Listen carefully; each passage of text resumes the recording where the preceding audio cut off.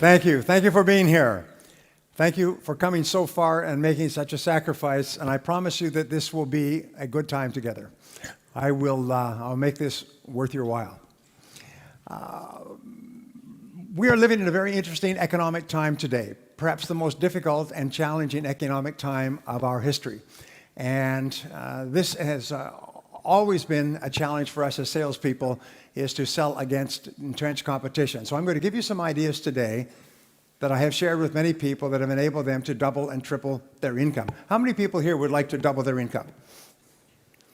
If I can show you how, will you give it a try? Say yes. Yeah, okay. Well, I will give you several ideas that other people have used to double their income as we go along. In your life, you must always predict growth. You must always predict that things are going to grow. And you must always work as though things are going to grow, because it is your attitude more than anything else that will determine your level of success.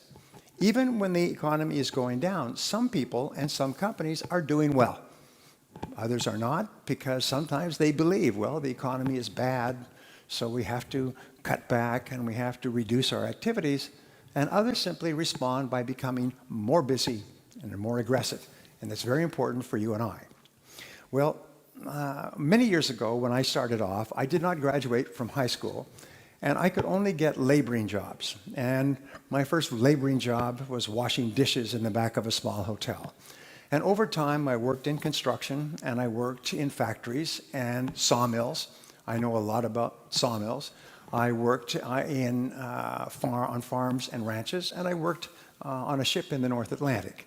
When I was 23 years old, I was working on a farm and sleeping on the hay in the farmer's barn. At the end of the harvest, I was uneducated, I was unskilled, and I was once more unemployed. And when I could no longer find a laboring job, like you, I got into sales. Sales is the ultimate default job in our society. Nobody goes forward into sales, as we fall back into sales when nothing else is working. It's like driving a car and backing up and hitting something. Whoomp! You get out to see what it is, and it's a sales job. And so we say, well, I will give that a try and see what happens. And sometimes your friends say, when are you going to get a real job? Because some people don't believe that sales is a real job. However, the 80-20 rule applies. 20% of people who get into sales realize that this is a great opportunity, that if you sell really well, you can earn more than a doctor or a lawyer or even a politician. You can make a wonderful living in selling, and you can fulfill all of your dreams. In the Western world, 5% of millionaires are salespeople who have sold all their lives for another company, but they sold a lot, and they earned a lot, and they invested the money carefully. So it's possible for you to achieve all your dreams in this field if you become good in selling. So I got into sales, and the only job I could get was knocking on doors, cold calling from door to door. And I had no training and no experience. The only thing I could think of was to work hard. At least it wasn't like working on a farm or working on a ship. It was clean work. So I was told that selling is not really a selling job, it's really a rejection job. And the more rejections you get, the more sales you'll make. This was the totality of my sales training. So I used to get up earlier and earlier each day so I could knock on more doors so I could be rejected more often. And I began starting at 6, 7, or 8 o'clock in the morning when people came to work, and I would knock on doors all day. And in the evenings, I would go out and knock on doors of homes and apartments. I would sometimes work 12 to 14 hours a day. I worked 30 days before I made my first sale. This is not a good way to live, I can tell you that. I was sleeping on the floor of a friend's apartment. I had one change of clothes. I would have to wash out my shirt in the sink at night. I had one tie which came off and clicked back on, and one pair of shoes which were too big for me. So when I walked, it was like walking with swim fins. Ka-plop, ka-plop, ka-flop, ka-flop. And I had to lean forward so my shoes didn't fall off. If I ran, my shoes would fall off. So this was my start. And after about 6 months of knocking on doors and earning just enough to stay alive, I noticed that there was one man in my company who was earning 10 times as much as anyone else. And he wasn't even working very hard. He would start work at 9 or 9:30. He would go out, or a client would come into the office, or he would go out and visit a client. He would have lunch with another prospective customer. He would make sales in the afternoon, and he would quit at 4:30 or 5. And he went to beautiful restaurants, and he had nice vacations. He had a beautiful apartment, and he had a pocket full of money, and he had no financial problems, and he was selling the same product that I was selling out of the same office at the same price to the same people under the same conditions. So I did something, about 6 months later, I did something that changed my life. I still recall this changed my life. In your lifetime, by the way, you have experiences, and it's usually an idea or a concept. Something happens and your life goes in a different direction. And this was the transforming moment for me. I took a deep breath and I went and I asked him, what are you doing differently from me? Why are you making so many sales? And he said, well, show me your sales presentation and I'll critique it for you. I said, my what? He said, your sales presentation. I said, you show me yours and I'll show you mine. Because I didn't have a sales presentation. I was doing what I call the blah, blah sell. I would find a prospect and go blah, blah, blah, blah, blah, until they would start looking at their watch and looking away and say, thank you very much for coming in. Let me think about it. Call me back next year, maybe, or leave me some information. And I would go from place to place and get the same response. He said, no. He said, there's a process, a logical process of selling. And the process has 7 steps. And the first step is to prospect and to speak to the right people. The second is to build rapport and trust with those people. The third is to ask them questions and identify their needs accurately. The fourth step is to make a presentation and show them your product. The fifth step is to answer their objections. The sixth step is to close the sale. And the seventh step is to get resales and referrals. Now, he probably didn't tell me all that, but what he did give me was a very simple presentation. And instead of going out and talking, I went out and asked questions, and my sales went up. And I remember people treated me differently when I asked them questions as opposed to talking. And so I began to ask more and better questions. Then I began to read on sales, and I read everything I could find. And then I would listen to audio programs, and then I would actually started going to sales seminars. And I did 2 things which really had a profound effect on my career. Number one is when I heard a new thing, I would immediately try it out. I noticed that many other people heard the same things, but they took no action. They wouldn't take any action at all, whereas when I heard something new, I would run out and I would try it out quickly. Number 2 thing that I learned is that nothing works. Even the best ideas don't work. At least they don't work the first time. And sometimes they don't work the first 5 times or the first 10 times. So I made a resolution that if I heard a good idea, I would try it 5 or 10 times before I passed judgment. 10% of people think about what they want and how to get it most of the time. They think about what they want and how to get it. So I'm going to give you a simple word that you can use for the rest of your career, which will double your income. And the word is how. Say how. Okay. From now on, whenever you have a goal, the only question you ask is how. Whenever you have a problem to solve, the only question you ask is how. If you have an obstacle to overcome, the only question you ask is how. Now, the wonderful thing about the word how is that it triggers ideas, and the ideas are all for actions that you can take immediately. And when you take those ideas, you start to get feedback, which enables you to correct your course and take even better steps to achieve your goals. So the average person, when they have a problem, complains and blames other people about the problem. Top people, when they have a problem or goal, they simply say, how can I achieve this goal? And they try this, and they try that, and they try something else, but it never occurs to them that they will not eventually be successful. So they think about what they want and how to get it most of the time. But what we found is people in the top 10% in every field think in terms of their hourly rate. How much I earn each hour. Now, this change in thinking changes your entire life. I know because I've taught this principle to thousands of people who literally transformed their lives and their incomes almost overnight. If you think in terms of how much you earn in a week or a month, well, then you have a natural tendency to waste time during the day. Monday is a slow day. You're recovering from the weekend. Tuesday, you start to work. Wednesday, the week is almost over. Thursday, you start to slow down. And now it's Friday. Who gets anything done on Friday? We'll do it on Monday. And so people's ability to produce drops. And since 80% of the population thinks like this, if you're not careful, you'll find you are surrounded by people who waste time. The biggest time wasters in the world are other people who want to waste your time. And the way that they waste your time is by talking. Talk.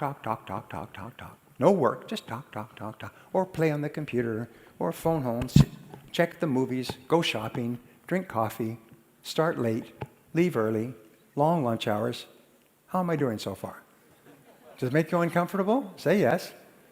Because it starts to become a habit. Remember, human beings are always trying to do what is pleasurable and what is comfortable. And over time, they do more and more pleasurable things, which are talking to your friends and having coffee and going for lunch. And soon, the average person is not working at all. So when you start thinking in terms of your hourly rate, it transforms your life. And what we have found, and we talked about this morning, is that in terms of your hourly rate, there are only 3 things that you do that account for 90% of your income. In every field, it's always the same. There's only 3 things. When you think of your hourly rate, you have to think of what we call the law of 3. What are the 3 things that you do that pay you the highest hourly rate, that pay you the highest potential income? Well, Columbia University did a study some years ago, and they found that the average salesperson works only 90 minutes a day. The average salesperson spends all of their time warming up and resting, warming up. The average salesperson makes about 2 calls a day, 1 in the morning, 1 in the afternoon. And in between, they're getting ready, and they're making excuses, and they're drinking coffee, and they're reading the paper, and they're checking their email, reading spam, and so on. But they only work 90 minutes a day. And they did that first study in 1928. They've upgraded the study year after year. The latest one was about 2008. Average salesperson still works 90 minutes a day. And so all sales incomes are diluted down to 90 minutes a day. So we find that there's only 3 things that you do that pay you your desired hourly rate. And they are prospecting, presenting, and closing the sale. Finding new people to talk to, talking to those new people, and getting them to take action. I was working for a large company at the beginning of this recession, and they said, we're bringing you into our annual convention to talk to our 350 salespeople, national company, and I asked them a lot of questions, which I do, and one of the questions was, what are your feelings about business for the coming year? They say, our business will be down by about 30% this year because of the recession. I said, well, why don't you set a goal to increase your business by 30%? They said, no, that's not possible. Don't you read the newspapers?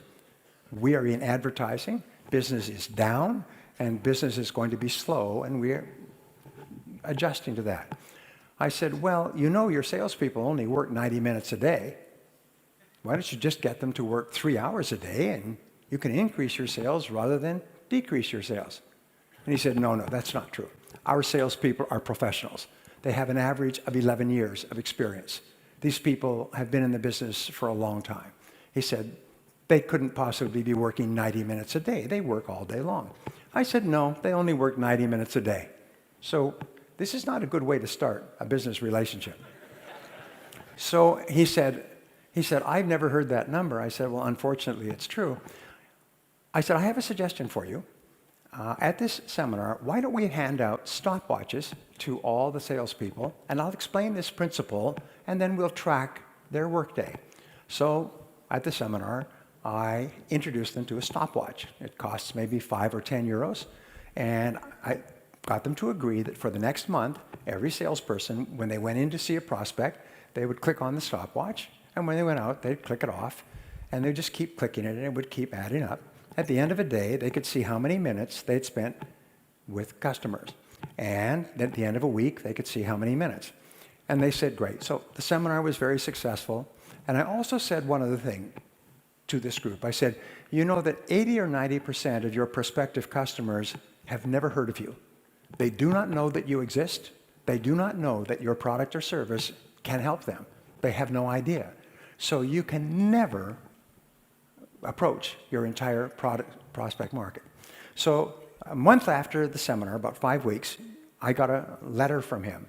And it said, dear Brian, he said, I'm writing to thank you for your seminar. He said, I have to apologize. He said, the salespeople reported their numbers from the stopwatches at the end of 30 days, and we found that the average salesperson was spending 90 minutes and 42 seconds a day with customers. He said they have all agreed to increase that to 180 minutes. He said, our sales are going up at a faster rate than ever before. This recession is not affecting us at all. A year later, he wrote back and he said their sales were up 30% over their best year in history because the salespeople started calling on people they'd never called on. Natural tendencies to keep calling back on your old customers. They started calling on new prospects and spending more time doing it. Well, what I do is I call this FaceTime.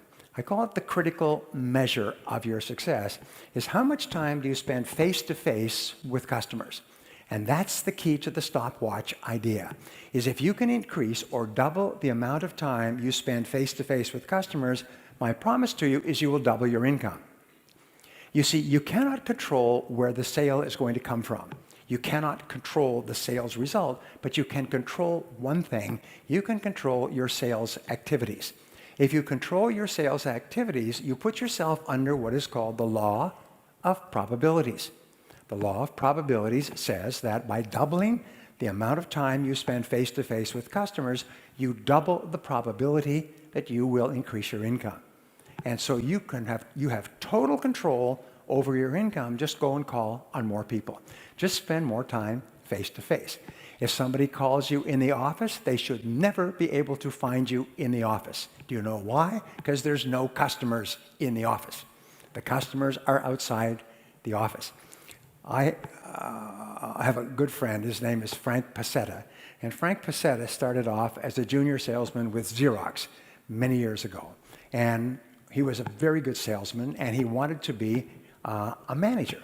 And so he applied to be a manager. And they said, no, we have no positions available for sales management. He said, I will take any position at all because I want to teach my ideas to salespeople.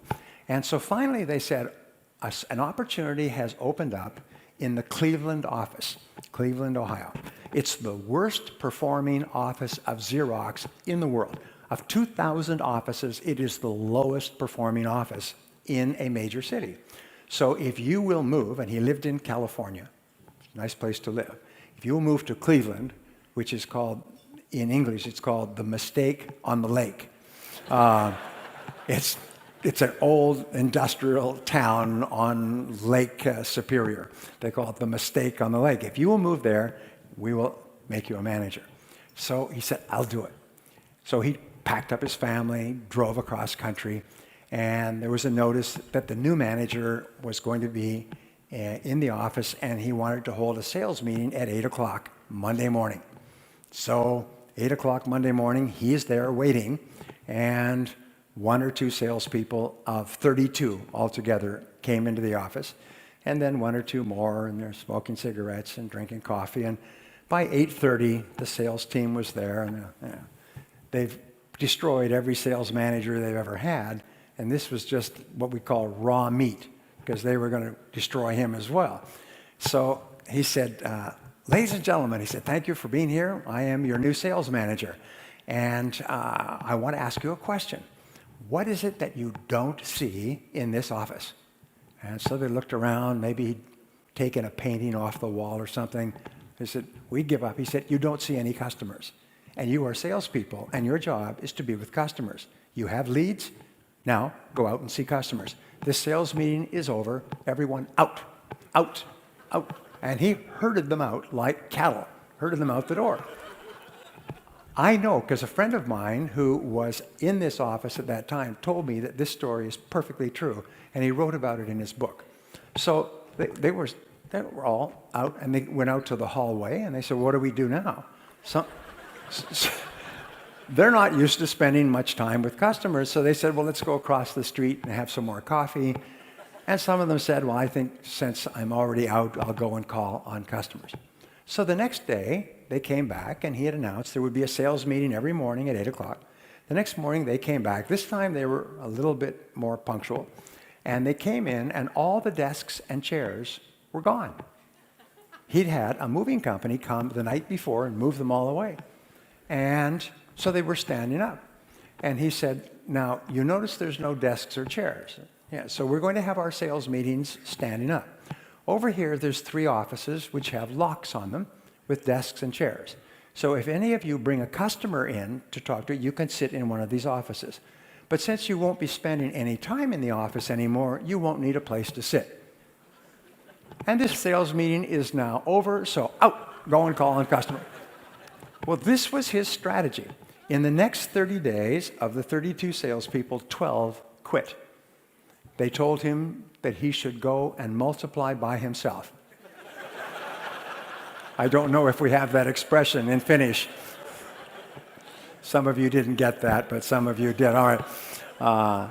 And the others, though, started to make more sales. And since they're highly commissioned, they started to make more and more sales, and they started to get really motivated by making sales. And then he began to have a sales training lesson every morning, and talk to people and work with people and go out with people and come back in with people, and the sales went up. Within a year, within 1 year, it was in the top 500 offices in Xerox. Within 2 years, it was the #1 office in Xerox. The salespeople in that office were earning more per person than any other office in Xerox worldwide. People who worked with him, who I have met, still talk about those being the great days. And the only strategy was forcing salespeople to go out and spend more time face-to-face with customers. And you can do that yourself. You can be your own sales manager and use the one infallible, totally controllable strategy in the world: spend more face time. Human beings are very much, they have what is called a cybernetic guidance mechanism, like a guided missile. A guided missile is fired at the target, and even if the target moves, the missile takes feedback and adjusts its course and hits the target. You have a cybernetic mechanism where you are learning. You are a learning machine. The more activities you engage in, the faster you learn. And pretty soon you become so smart that you can hit the target almost every time. I've worked with people, great stories, who are making 1 sale out of 10. That means that they were getting rejected 9 out of 10 times, but they kept on, kept on. When they learned proper sales techniques, they started to make 2 sales out of 10, 3 sales out of 10, 4 sales, 5. One gentleman in my course came 1 year, came back the following year. He was making 9 sales out of every 10 calls. His income went up several hundred%. He went from living in a small house to living in a large house. He'd been in sales for about 12 years before he learned how to sell professionally, and his sales exploded, because you can't get worse at selling by doing it. You can increase the percentages, but the way you do it is you collect more no's. So your job now is to see how many no's you can collect each day. Just be polite, be friendly, be charming, as you already are, I'm sure, and just collect no's all the time. The more no's you get, the more successful you'll be. I taught this to a company recently, and they were using telemarketers. And they would start at about 8:30 in the morning, telemarketing, but the telemarketers would get burned out. Most telemarketing shifts are only 3 or 4 hours, because telemarketers get burned out psychologically from all the rejection they get. So they put in a little contest. They had a gift certificate for lunch, and whoever got 10 no's first in the morning, after they started, would get a free lunch paid for by the company. But nobody could start until 8:30. So they'd wait. At 8:30, they'd go ding. Everybody would start laughing. And they would start dying and get as many no's as they can. And finally, one person would get 10 no's. Usually took 20 or 30 minutes, and he'd ring a bell, ding, contest over, he would win this prize.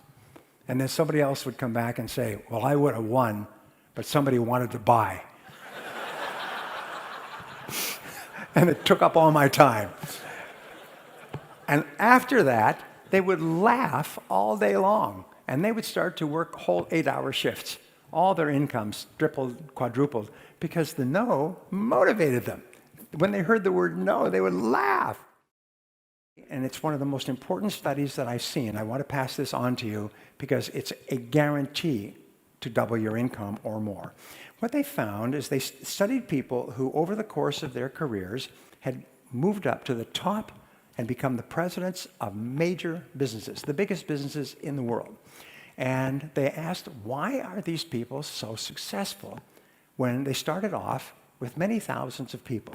About 1.5% of the population graduates from university and starts in the workforce each year. So at the beginning of each year, they line up like a marathon, and everybody's starting work for the first time, and then the race is on. And then over the years, some people get way ahead in the financial race, the majority stay in the middle, and a lot of people fall behind. So they went back and they studied the life career of these people to find out how these people got to the top. By the way, one of the most important things we do in life is study successful people and find out how they got there so we can follow their tracks. Well, here's what they found in 25 years of research at the University of Florida, and they boiled it down to a single concept called deliberate practice, which means not accidental or occasional, but deliberate, focused practice of a skill. They found that these people had this one quality, just one, is what they would do is at each stage of their career, they would ask, what one skill will help me the most to move ahead now at this stage of my career? If they were working for a large company, they would go to their boss, or they would ask their coworkers, or they would just think themselves. They would look at the top people and say, what are the top people really good at? And then they would pick one skill like a sniper. They'd pick one skill, not a lot of skills, just one, the one that would help them the most. And they would write it down as a goal, and they would make a plan, and then they would work on developing that skill. And they would work every day on that skill until they had mastered the skill. How would they know when they had mastered the skill? People would start to say, you're very good at that. You are very good at negotiating. You are very good at getting appointments. You are very good at closing sales. People would start to compliment them on how good they were. And at that point, they said, okay, now I own this skill. Now, which one skill will help me the most? So I'm going to give you just a quick exercise. This exercise is life-changing if you take it. Ask yourself this question. If you could wave a magic wand, it's my magic wand, and overnight you could become absolutely excellent at any one skill in your business or your life, what one skill would help you the most to double your income? If you could become absolutely excellent overnight, what one skill would help you the most to double your income? Please write it down. What's the one skill? Write it down. So position yourself in your mind as a helper. You're there to help them, not to sell anything. That takes the pressure off of you, and it takes the pressure off of them. You're almost like a doctor of selling. Now, if you go to a doctor in Finland or anywhere in the world, doctors always follow a 3-part process. If a doctor does not do this, it means that the doctor is not a good doctor. The first part of the process is what? When you go to a doctor, what's the first thing they do? They do an examination. You can imagine going to a doctor and you say, hello, doctor, I've got stomach pains. And the doctor says, okay, let's do some surgery. Or, okay, here's a prescription. Take these pills.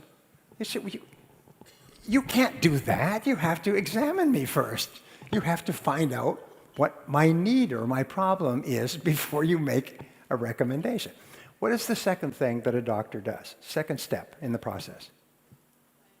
It's a diagnosis. And the diagnosis is where you take what the patient has told you and the results of the test, and you say, this is our problem. I remember I had a medical problem a few months ago, and I went to 2 or 3 specialists, and I went finally to another specialist, and finally to another specialist, and they sent me for a test, and the test told me exactly what the problem was. It took about 2 months. But the first process is diagnosis. And once they had the diagnosis, very simple to deal with it. Sort of. Anyway, the first part is the examination. The second part is the diagnosis. And then if the diagnosis is satisfactory and the patient agrees, then what is the third part? I see my coming here was an emergency. The third part is the prescription, the course of treatment. In a sales conversation, the last thing that comes up is the prescription, the course of treatment, the recommendation to purchase the product or service. Selling out of sequence kills the sale. If a doctor said, get up here on the table and let's operate, you'd say, I'm getting out of here. Let me think it over. I will get back to you at another time. You would flee if the doctor tried to give you a prescription or a course of treatment without doing an accurate examination and diagnosis. So from now on, see yourselves as doctors of selling. Stage number 2 in selling, and it's part of stage number 1, is to establish rapport and trust, credibility.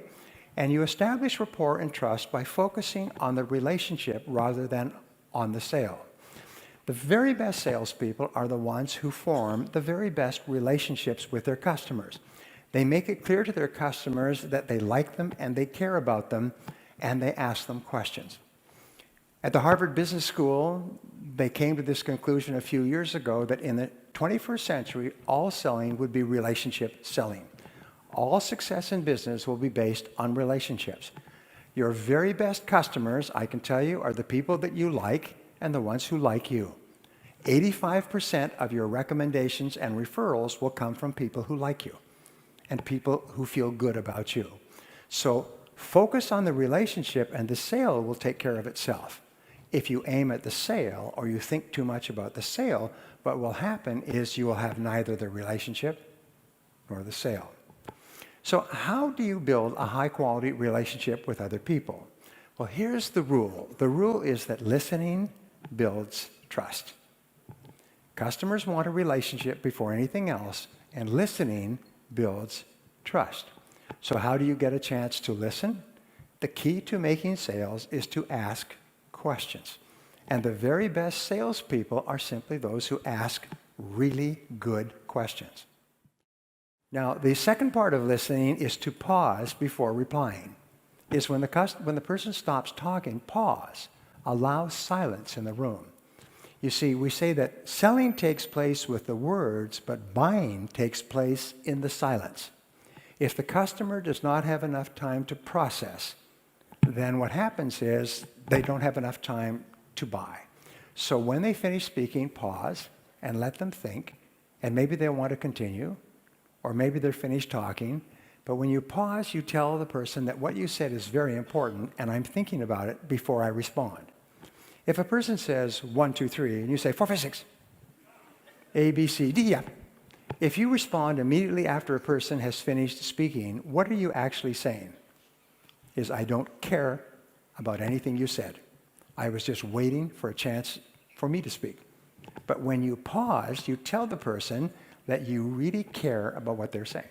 Step number 3 in listening is to feed it back in your own words, is to question for clarification. Never assume that you know what the customer really means. The most powerful words in sales in every language are the words, how do you mean? Or how do you mean exactly? I'm doing this, or I'm doing that, or I want this, or I want that. Well, how do you mean exactly? It costs too much, or I can't afford it. How do you mean? Whenever you ask the question, how do you mean, the customer will expand and give you more information. And then you can say, well, how do you mean exactly? Every time you ask the question, the customer will tell you more information. They'll express themselves. They'll give you more information that you need to make a sale. And each time you ask a question, you get a chance to listen, and listening builds trust. The fourth key is to feed it back in your own words. Don't just jump in with an answer. Say, well, let me be sure I understand what you're saying. this is what you're doing now, and this is what you're trying to do in the future, and this is your concern or your question. Is that right? And they'll say, yes, and this is proof that you were really listening. And people are immensely flattered when you can feed it back in your own words.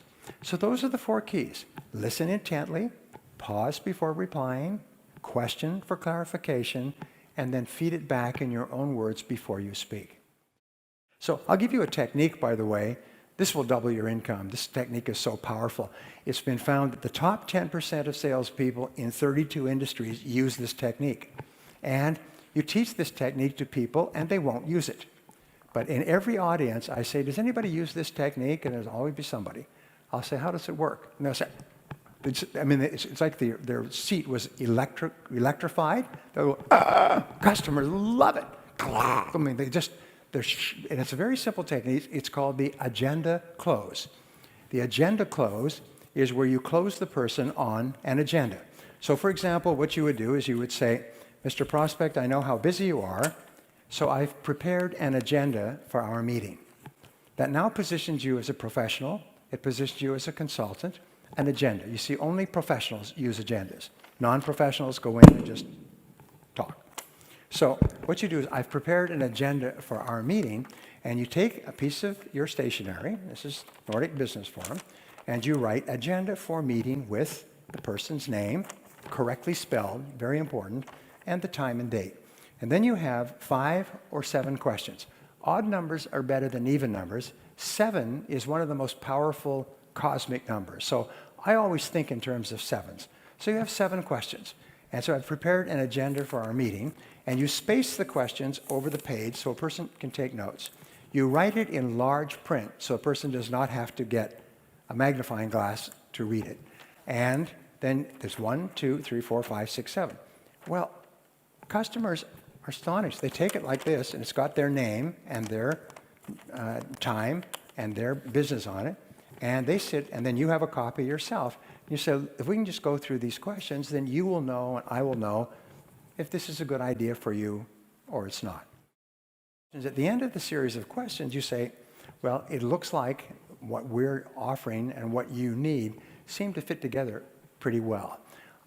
Can I show you some of the details? And then you shift gears and you shift into the presentation. Now, just like identifying needs accurately is the turning point or the hinge on the gate or the door, the presentation is where the sale is made. You make the presentation by presenting your product or service in a special way. And this is worth $1 million to you over the course of your career. This one piece of advice is, people don't care what your product is. They don't care about you. They don't care about your company. They don't care about the background of your company, and they don't even care what the product is. People don't